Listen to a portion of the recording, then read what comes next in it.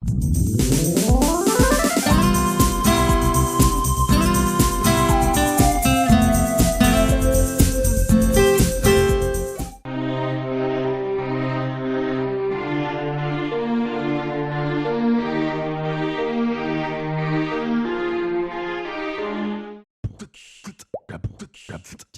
quşlar hətta daşı da dələ bilirlər.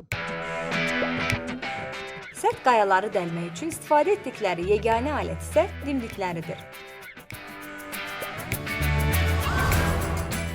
Qızlar quşu, başqa sözlə arıqapanlar bunlardan biridir.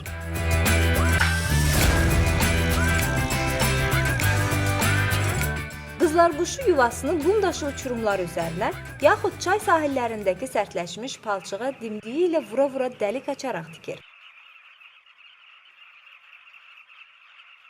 Dəlik açma prosesi 90-100 sm uzunluqda dar tunel qazılanadək davam edir. Yuva kənarını genişləndirmək üçün dimdiyindən istifadə edən arıqapana qısa və güclü çaynaqları da kömək edir. Yuvanın içində toplanan torpaq parçalarını pəncələri ilə kənara boşaldır. Bəzi arıqapan növləri 1000 və daha artıq quşdan ibarət dəstələr şəklində yaşayırlar. Bu qədər yuva arasında hər quşun öz yuvasını necə tapdığı sualına alimlər aydınlıq gətirə bilməyiblər. Arıqapan quşlarının diqqəti cəlb edən xüsusiyyətlərindən biri də həşərat ovlama ustalıqlarıdır. Arıqapanlar arılarla qidalanırlar.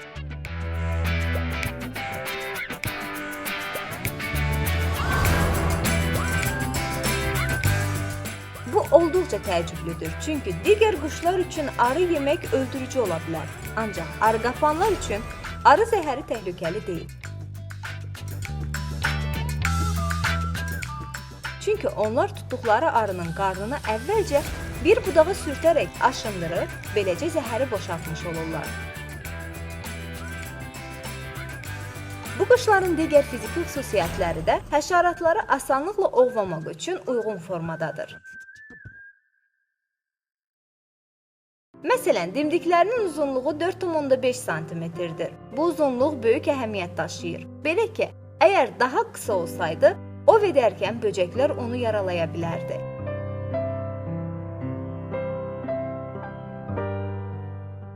Dimdiyinin sivri ucu ovlanan cücünü döş və qarıncıq arasından tutmağa imkan verir. Bunun sayəsində arının zəhərini daha asan boşalda bilir. Böcəyin zəhərini təsirsiz hala gətirmək arıqapanın özbaşına öyrənib tətbiq etdiyi davranış deyil. Bu cür həyati təhlükəyə malik hadisəni quşun təcrübə metodu ilə öyrəndiyini kimsə iddia edə bilməz.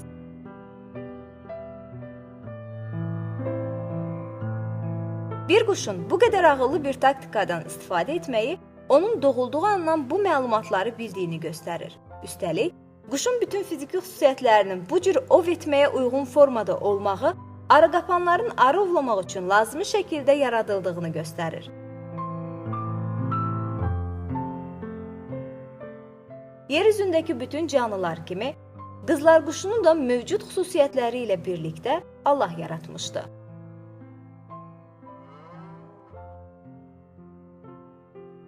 Qovulmuş şeytandan Allaha sığınıram.